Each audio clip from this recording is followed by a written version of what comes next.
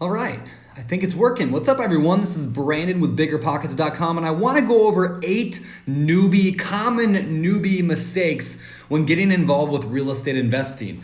Because there's a lot of things that people do that are just kind of, I don't call them like stupid, because we all do them over and over, but they're not helpful. They're not beneficial to your long-term success as a real estate investor. So we're going to go through all 8 of them right now.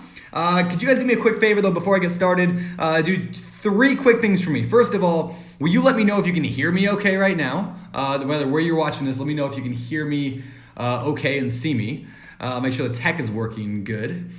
Secondly, do me a favor and click the little like thumbs up button or the like button or whatever. Just let people know that this is a good video. And lastly, make sure you subscribe to this channel, whether you're watching this on Facebook or YouTube or whatever. There's a lot of different ways to watch these live videos. Make sure you're subscribing to our channels in those places. So with that, again, for those who don't know me, my name is Brandon Turner. I am the host of the Bigger Pockets podcast. I'm also the author of the book on rental property investing and the book on managing rental properties and the book on investing in real estate with no loan money down. And I am a real estate investor. This is what I do. I've been doing this for over 10 years now. Absolutely love it. Have almost 100 units. Just got word back an hour ago that I got cleared to close on my triplex that I've been working at for a little while here. I got a new deal I'm working through. So anyway, that's kind of a little bit about me. Now let's go through a little bit about you for those who are newbies. And if you're not a newbie, maybe these will apply to you as well. 8 mistakes that newbies make. And while I'm pulling this up, I will also say that in 53 minutes from right now, I'm doing a live hour-and-a-half long class on BiggerPockets all about single-family homes. So if you care about single-family properties, if you want to know how to use single-family properties to get financial freedom, like the connection to the 4th of July, show up. You have to sign up though before the top of the hour, which is in 40 or 53 minutes. Go to biggerpockets.com/webinar to sign up. And if you miss it, sad for you. You can always email support@biggerpockets.com and see if they have a recording of it. But anyway, that's all I got. You guys ready for this? Number 1. So let's go through all 8 mistakes that new real estate investors make. All right, number 1. They don't have a real commitment. Now, this is probably the most intangible, however that works, one of all this, right? But it's a huge one, right? They don't have a true commitment. In fact, check out the sign right here, right? Some people want it to happen, some wish it would happen, and others make it happen. What does that mean? It means that like you're not really committed. You know, for example, you all know somebody who wants to lose weight, right? They say they're committed. Maybe you've been here. I know I've been here. They say they're committed, but then like at night they're like eating nachos on their couch watching TV, right? Is that true commitment? Of course not. Because there is a huge difference between commitment and desire, right? You can desire success through real estate, and then there's I'm committed to success through real estate. And so I want to encourage you, if you're new, commit to this. Don't just want it, but actually go out there and do it. One of my favorite other quotes is by Jim Rohn. It says, some people, how's it go? It's, if you really wanted something, you would find a way. If not, you'll find an excuse, right? And that's kind of the difference. Like if you really are committed to it, you're going to get there. And if not, you won't. So commit. Number 2, there's no clear focus. It's like, I want to do flipping, I want to do rentals, I want to do the burr investing, I'm going to house hack. And they're doing 50 different things at one time. To use an analogy, you guys know those little like games you might find at a carnival where you have a little squirt gun, like a water gun, and you're holding onto it, and you got to shoot this little target that's like 10 feet away from you. Y'all know what I'm talking about? And there's a line of people, and everyone's shooting their target, and the more accurate you are in shooting your target, your little like horse or car moves across, all right? It's a race, right? And I hope you know what I'm talking about. They're kind of cool. So anyway, this idea that like there are a lot of things taking up your mental energy and the time you have to work on things, right? You have a lot of horses. There's burr, there's house hacking, there's that course on internet marketing or the Amazon business, there's the plumbing business you want to start or whatever, right? There's a million things you could do, but you only have one water gun. And when you're trying to like hit a little bit of that target, a little bit of that target, a little bit of that target, it's going to take you forever. Let me show you another analogy of this. One that I learned a while ago. I'm going to pick up my thing and move it here. Let's see. Do I have anything to wipe my board with? Hold on. Let me show you. Kleenexes to wipe the board. All right. All right, so ignore all this stuff. All right. Here's another really good analogy I once learned about focus. All right, so over here, you have Reality Island. All right, so on Reality Island, you have a tree, and you have, that's a really bad tree. All right, over here, you got Reality Island. Over here, you have a palm tree, because this is Goal Island, right? That's a really bad palm tree, too. Don't make fun of me, I'm not an artist. So, you've got Dream Island, you got Reality Island. And what so many people do is they go, I'm going to start building this bridge. And maybe that bridge is house flipping. And they start building it. And then they get bored and they stop. Then they start building another bridge. House hacking or burr investing. And then they're like, oh, they heard on a webinar once that you could do Amazon business. You could sell sunglasses on Amazon, right? And so they start building that one. And they just keep building these little bridges.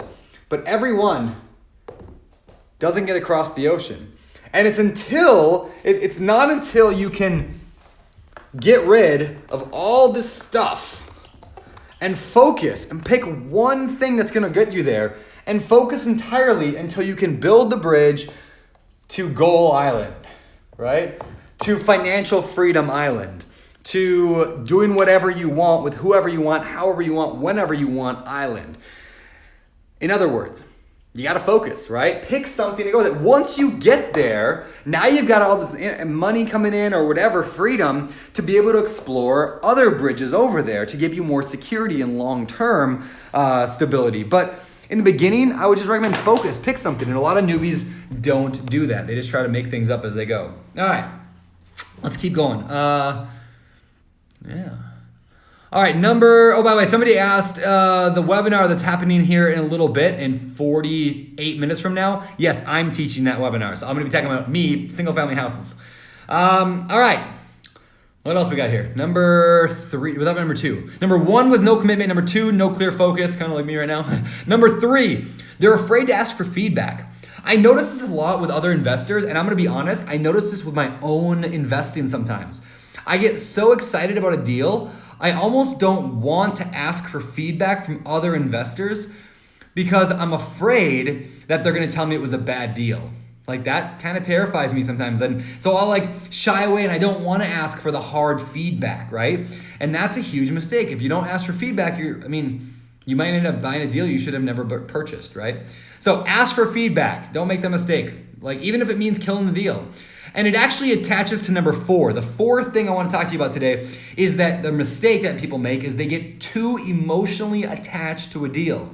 Look, real estate investing is a numbers game, which means it's all about the math. Don't get emotionally involved, and I know that's really, really hard. So just remember, it's all about the money. It's all about the numbers. It's all about the cash flow. It's all about the profit. It's not about the cute house or the desire to prove something to your family or whatever, right?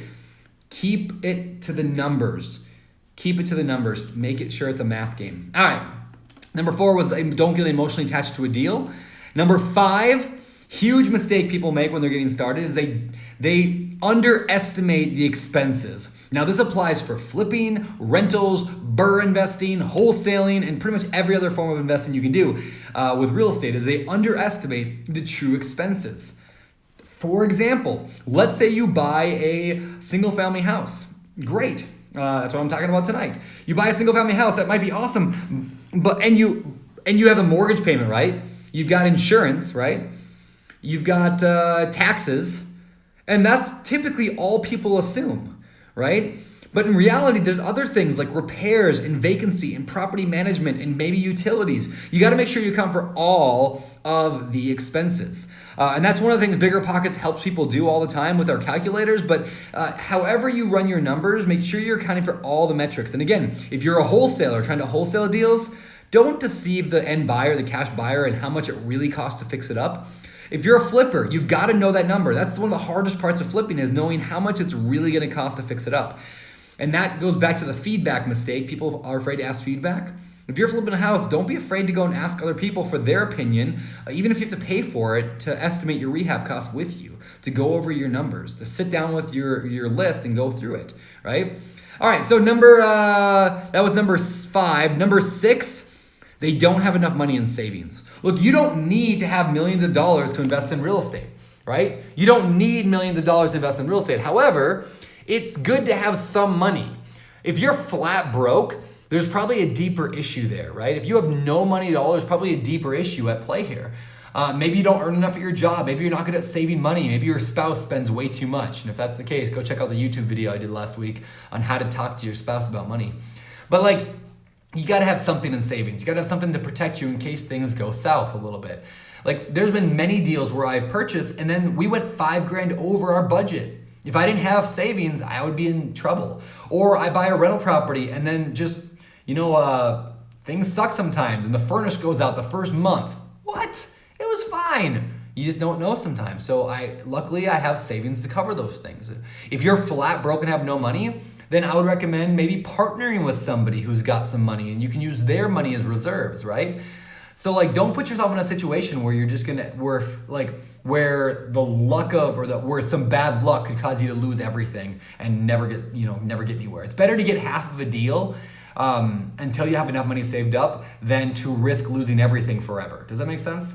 All right, number 7, they don't have a clear process. Now, this is something I harp on all the time. You've probably heard me say it before. But really, the key to success in anything is not having goals, but having a process. Let me explain. If you want to lose 20 pounds, does having a goal of losing 20 pounds get you there? No. If you want to lose 20 pounds, does having a picture of a guy who looks 20 pounds less on the wall do anything for you? No. What does something? Diet and exercise, right? Diet and exercise, and that's called a process. It's something you do continually, regularly, over and over and over and over. That's what a process is. Now, if you want to achieve anything in life, you got to have a process that backs it up. Life doesn't get better by chance, it gets better by change. It's a Jim Rohn quote, right? So in other words, what are you doing to get the result you want? What are you doing every single day? For real estate investors, it often comes down to a 4-part funnel. You get leads that come in. So what are you doing for leads every day? How are you automating those leads? Meaning, is your real estate agent automatically emailing you leads whenever a new property hits the market? If not, that's a really easy thing you could set up today. Then you got to analyze them. How are you analyzing? How many are you analyzing? I usually encourage people to shoot for 1 deal analysis per day. If you analyzed 1 deal a day for the next couple months, do you think you'd be more or less confident and ready to jump in? Probably more, right? Third, pursue. You got to go after deals. If you don't ever ask out somebody, you're never going to get that girlfriend or boyfriend, right? In the same way, if you never offer on a deal, you never go after one, you're never going to get one. And you might not feel quite ready to buy one, but it doesn't mean you can't work towards it, right? You got to pursue them. Now, maybe that's a formal offer. Maybe it's something that's not as formal. Maybe it's just like a conversation on the phone with a private seller. Hey, are you interested in selling? Right? But the point being, you got to pursue a deal. You got to go after them. And then the last part of that funnel is success. Sometimes you win, most of the times you don't. I probably get only 10% of my offers accepted. That's okay. I just keep working the funnel. Because as long as I stick to the process, the results will take care of themselves. Does that make sense? Good. All right, that was number 7. And number 8, let me review my entire list before I say number 8. Number 1 was they don't have a real commitment. Number 2 is they have no clear focus. Number 3, they're afraid to ask for feedback. That was 3, right? Number 4, they get emotionally attached to a deal. Number 5, they don't account for all of the expenses. Number 6, they don't have enough money in savings. Number 7, they don't have a clear process. And number 8 is perhaps the deadliest of all. They let fear stop them from ever doing a single deal. They let fear cause them to never do a single deal, right? That sucks. I want to see people out there just crushing it and doing real estate and achieving financial freedom. And I do get stories all the time from people who are actually doing it and are doing amazing things, but so many more give up. They say they want to do it, but they get scared. What if I lose money? What if my family or friends laugh at me? What if I can't find a deal? And they never do anything. They talk about it all day long, but they never take action. I did this exercise a couple days ago with a performance coach, and we talked a lot about what my life purpose is, like how to define your life purpose. And what I'm still working on kind of coming up with what this is, but essentially the kind of focus is I want to help people understand that life can be lived proactively. In other words, if you want something better, you can do that. Because so much of the world doesn't realize that. They think that whatever cards they were dealt are the cards that they have to play. But like life is not a game of poker. You can throw the deck away and get a new deck at any time, right? So like live purposely. In other words, don't let fear tell you can't do something. You can do it.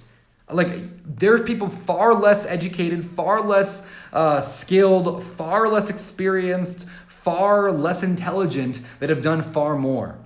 Why? Because they weren't afraid. They went out there and did it anyway. So I just want to encourage you guys, if that's you, if you're struggling with fear, not sure how to get started because you don't want to make mistakes, like just keep going, keep driving through the fog because you can always see a little bit further, right? Don't stop, don't pull over just because it gets foggy, right? Keep driving through it. And you're going to see more and more and more as you go. And that's how you overcome fear of everything. The first time you tried to ride a bicycle, right? You didn't know what you were doing. You didn't know you're going to be perfect at it, but you just kept doing it and you get better and better. And pretty soon, you don't even know why you were afraid, right? So don't let fear stop you. You can do this. That said, you overcome fear with good math. In a lot of ways, you overcome fear with good math. Get really good at knowing how to run the numbers on a deal. You'll feel really confident going into a deal. I find that the better I understand the numbers of a deal, the more confident I am to go after it. Right? And that's why every single solitary week, I teach people how to run the numbers on a deal. Like today, we're going to be actually looking at a real life single family house here in 38 minutes from now, talking about how to look for single family houses. How do you run the numbers? How do you analyze them? What do you look for? How can they help you achieve financial independence? All that stuff we're going to have on today. So sign up. Last time I'm going to say at BiggerPockets.com/webinar, and I'll see you there. So with that, any questions I can answer for you in the either Facebook, YouTube, whatever thing. Yeah. Ooh, look at that. I'm looking at some of the questions here on my screen. Let's see. Garrett said, Brandon, I've been listening to you for the past 2 years. Thanks for the real world examples. Thanks, Garrett. You rock. Black G said, how do I sign up for the webinar? BiggerPockets.com/webinar. Yeah, Art said, follow one course until successful. That's really it, right? Now, it doesn't mean you shouldn't tweak that course a little bit, right? Like, let's say you start with house hacking and you realize you just can't do it. Maybe it means you need to abandon that and do something else, but only do so after very careful consideration that it really won't work and it really won't get you to your goal before you go and abandon it. Because if you just always abandon it because it's hard, that's a bad reason to quit, right? It kind of goes to this question of when to grit, when to quit. Right? Like, and that's a hard thing to answer, but there is a time to quit and there's a time to whatever. So, all right, let's see. Let's see. Anything else? Michael said, I refuse to believe there's no good deals left in Seattle, but I'm having a hard time finding a place where the math actually makes sense. You know, maybe there aren't many good deals in there, or maybe you need to find a better way to acquire those. For example, are you door knocking? Probably not. That's hard work, right? But that's hard to everybody. Are you sending out mass amounts of direct mail marketing? If not, maybe that's an avenue you could look into.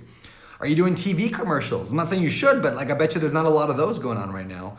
You know, maybe you need to be looking in a little bit different area. Maybe you need to travel down to Tacoma or an hour or 2 hours away, right? Maybe you need to go to a different market.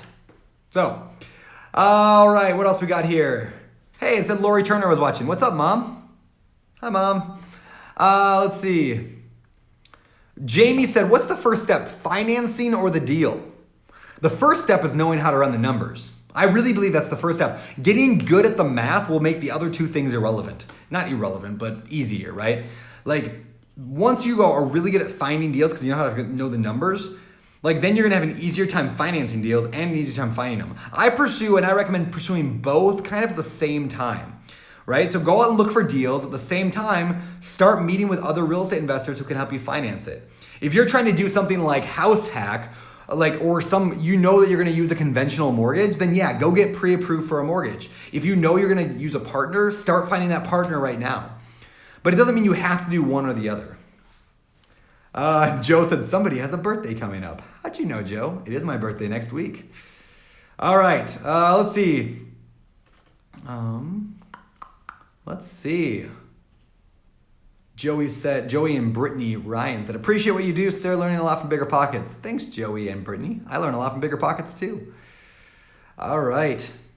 Hello, everybody. What's up? Cameron and Iris and Christian.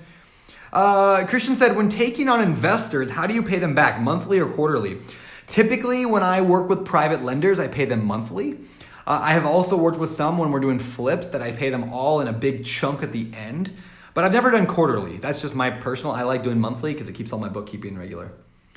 Thomas said, can you say rural? Not very well. Rural. All right.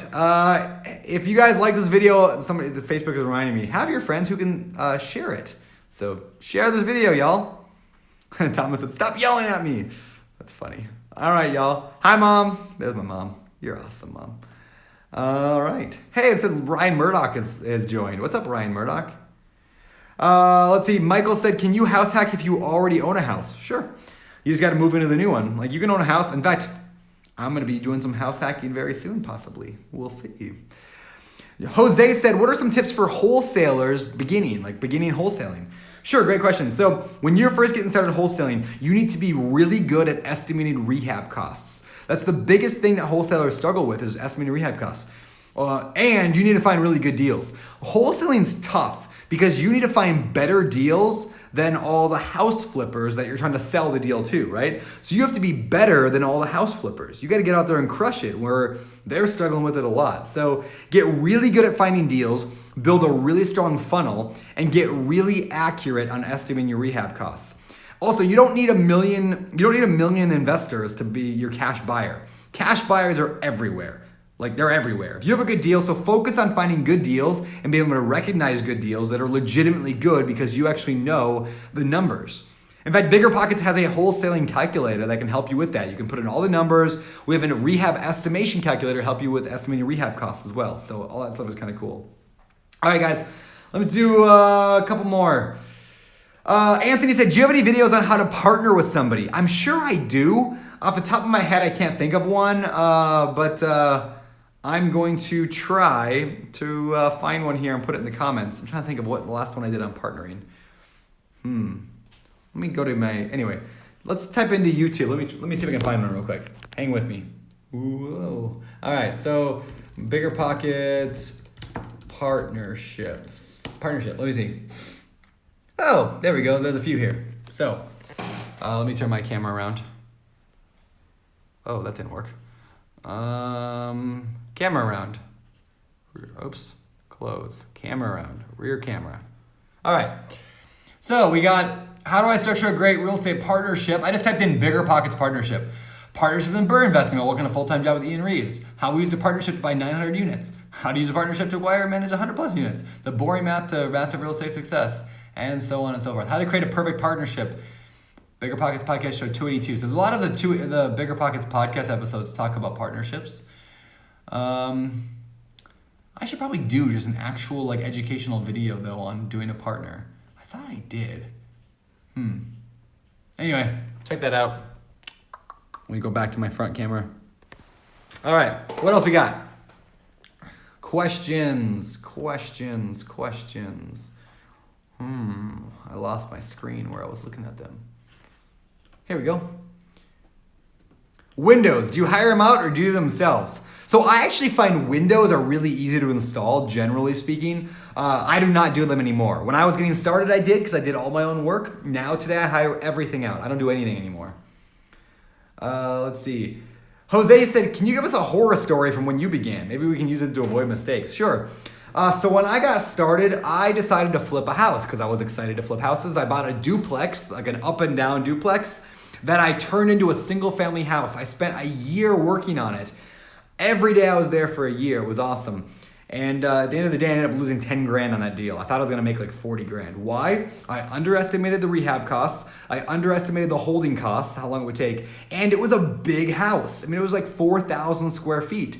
So it literally took 4 times longer than a 1,000 square foot house would have. You know, I didn't understand that logic, right? A 1,000 square foot house would take this long. A 4,000 square foot house would take this long. Now, if you're doing the work yourself, that's kind of the case. If I would have been smart and hired everything out, it would have been done a lot quicker. So anyway, I wish if I could give myself a couple pieces of advice looking back, I would have been better at the business of real estate rather than the working inside of it. In other words, I wish I would have been better at hiring people, at looking for deals, at running numbers, the business side of things, versus like I can get in there and do my own work. I think that held me back a lot. Also, I would have been better about creating a consistent funnel for good deals. I thought I was getting good deals, but man, looking back, I could have gotten so much better deals if I would have used some things like direct mail marketing early on. So those are just a few things there. Brian said, how do you justify hiring everything out? Doesn't it kill your cash flow? I mean, depends. Like, as long as I run the numbers, when I buy a property, I buy it assuming I'm gonna hire everything out. I mean, sure, I could do all my work myself, but then what did I really do? I just bought myself a job, right? So I buy real estate assuming now, when I run the numbers, that somebody else is gonna do all the work. And I'm still getting a good return. Yeah, I could actually make more money if I went and did it myself, but think about it this way. If I spend my time putting in a window, right? What could I pay a contractor to put in a window for? How much does that cost? $50 an hour, right? So basically, I'm paying myself to put in a window $50 an hour. Does that make sense, right? So I'm saving $50 an hour of my time. Now, is my time better spent putting in that window for 3 hours and making $150 or saving $150? Or am I better to spend those 3 hours crafting a direct mail campaign that's gonna make me $100,000 in profit over the next 20 years of owning a rental property that I acquired? Does that make sense? Like, everything you do has a dollar per hour attached to it.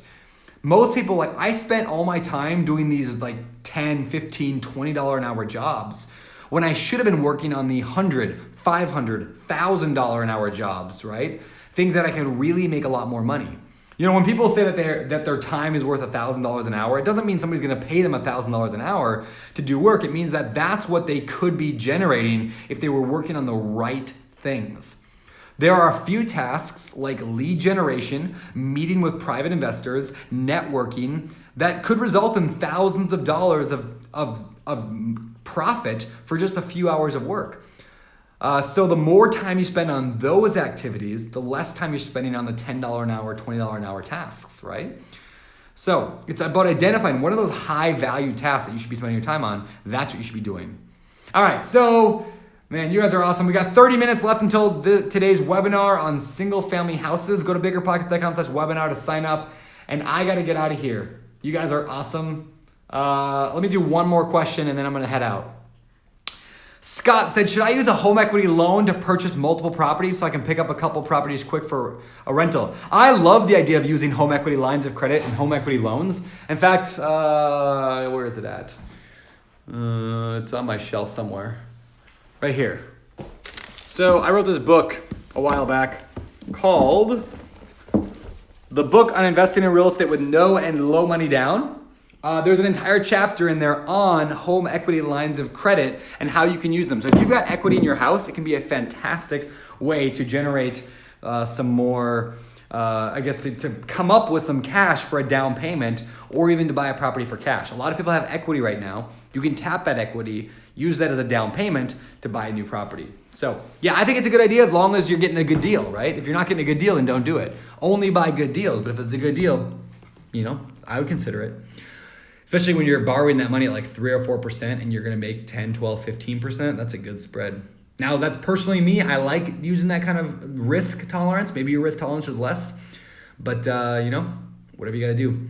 All right, I gotta get out of here, y'all. Thank you so much for being a part of this live broadcast. I hope you enjoyed it. I hope you learned some good stuff. I'll see a lot of you all here in the next 30 minutes on the webinar about single family houses. I'm gonna go put the final touches on the presentation right now. And if you can't make that, maybe I'll see you next week on another Facebook Live or YouTube Live or whatever you're watching this on. So thank you so much for being a part of Bigger Pockets. I'll see you around the BP community. For BiggerPockets.com, my name is Brandon Turner, signing off.